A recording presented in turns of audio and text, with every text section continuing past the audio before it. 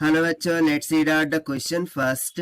A uniform straight horizontal conductor of mass m and length L is pivoted at one end on a smooth horizontal surface. A vertical magnetic field B is present. A charge Q is passed through the conductor at once. Find the angular velocity gained by the rod. सो देखिए scenario क्या बन रहा है, इसको draw करके understand करते हैं, right. सो देखिए इस तरीके से एक हॉरिजॉन्टल सरफेस से, राइट, जो कि बेसिकली फिक्स्ड है, यहाँ से एक रॉड को इस तरीके से क्या किया गया है, पिवोट किया गया है। अब इसमें से जैसे ही हम चार्ज का फ्लो कराते हैं, लेट सपोज कि कैपिटल ऑफ क्यू, ठीक है, सो इस पर जो लगने वाली मैग्नेटिक फील्ड है वो अपवर्ड डायरेक्शन में है, राइट। इस पर मैग्नेटिक फील्ड कहाँ पर लग रही है, अपवर्ड डायरेक्शन में लग रही है। तो देखिए मैग्नेटिक फील्ड के कारण से पर एक मैग्नेटिक फोर्स लगेंगी, ऑब्वियस सी बात है। और यदि मैं फ्लेमिंग्स लेफ्ट हैंड के रूल लगाऊं, सो देखिए चार्ज राइटवर्ड में है, मैग्नेटिक फील्ड अपवर्ड में है, सो ऑब्वियसली मैग्नेटिक फोर्स कहाँ लग रही होंगी, डाउनवर्ड डायरेक्शन में लग रही होंगी। सो इसके द्वारा ये रॉड फिर जाएंगी, right, because of the torque.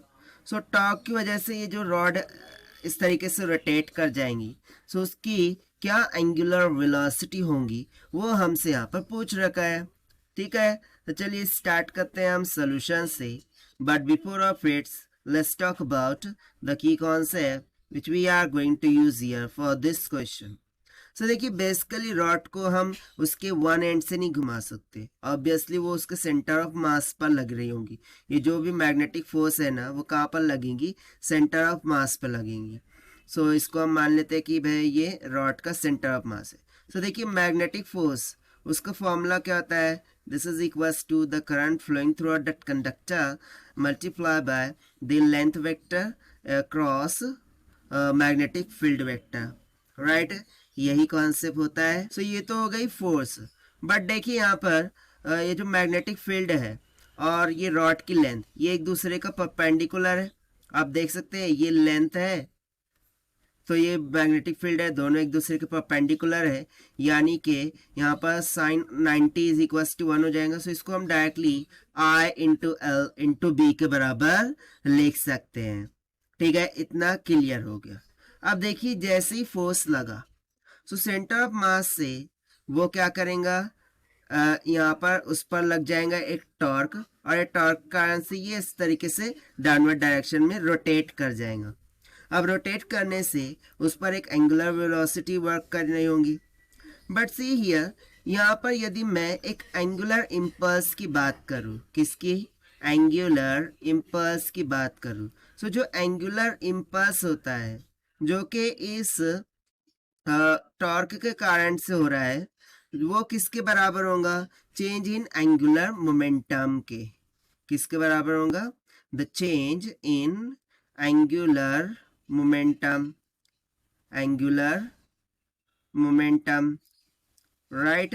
सो यहाँ से सिंपली हम क्या लिख सकते हैं ना, चेंज इन एंगुलर इम्पल्स को हम डिनोट करते हैं इंटीग्रेशन ऑफ जो भी टॉर्क लग रहा होता है वो into D T, this is equals to now change in angular momentum, वो किसके बराबर होगा, moment of inertia about A into angular velocity के इक्वल, ठीक है। अब यहाँ पर सिंपली हम टॉर्क का मान रखेंगे, बट उसके पहले टॉर्क तो फाइंड कर ले।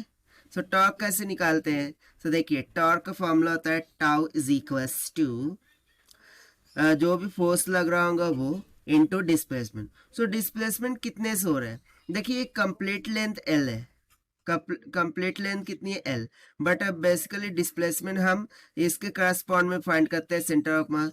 सो डिस्प्लेसमेंट क्या हो जाएगा, एल बाय टू, और फोर्स क्या है, मैग्नेटिक फोर्स। सो ये सिंपली हो जाएगा F L by two, so that will be equals to, F कितना आया था, I L into B multiply by L by two. इसे यहाँ पर सब्स्टिट्यूट कर दीजिए टॉर्क की जगह पर।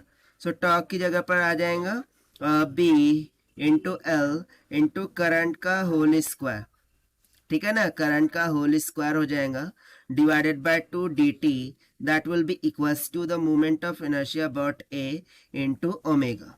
Now again we need to find here the moment of inertia. So basically यदि मैं moment of inertia A calculate करूँ, so ये दो का combination होगा. एक तो हो जाएगा about the center, ठीक है, एक हो गया about the center, प्लस एक हो जाएगा due to this length L/2 जहाँ पर सेंटर ऑफ मास चेंज हो रहा है. So this will be equals to, यहाँ से देखिए moment of inertia about its centre वो कितना हो जाएगा. This will simply become ml square divided by 12 plus a moment of inertia due to this half of length, यानी कि भाई सो वो कितना हो जाएगा ml स्क्वायर divided by 4 के equal.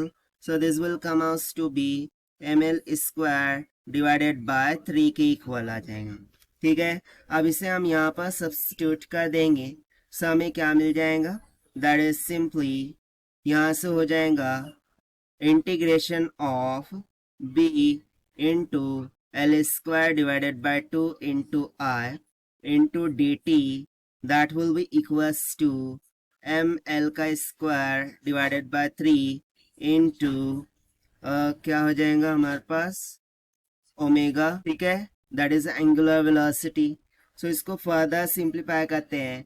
सो यहाँ से omega will be equals to 3 by m l का स्क्वायर इंटू b l का square divided by 2 into Q हो जाएगा. ना मैंने क्यू कहाँ से लिख दिया. तो देखिए integration of I D T, बी एल स्क्वायर बाय 2 कॉन्स्टेंट ने बाहर निकाल लिया, और integration of I into D T तो क्या होता है, चार्ज होता है, डेट इज क्यू. सो वही यहाँ पर हमने क्यू लिखा है. सो यहाँ से देखिए एल का स्क्वायर कैंसल आउट हो गया. सो सिंपली जो ओमेगा है वो किसके इक्वल निकल के आ गया, 3bq divided by twice of m के इक्वल. और यही हो जाएगा हमारा आंसर फॉर दिस क्वेश्चन, जिसको हमने सॉल्व किया है by using the concept of magnetic force throughout the filament से and angular impulse is equals to the change in angular momentum के कॉन्सेप्ट से. So this is the required solution. I hope you understood well. Now let us take the option. तो देखिए option कौन सा match हो रहा है, D. ठीक है, सो यहाँ से option D will become correct. So this is the required solution. I hope you understood well. Best of luck. Thank you.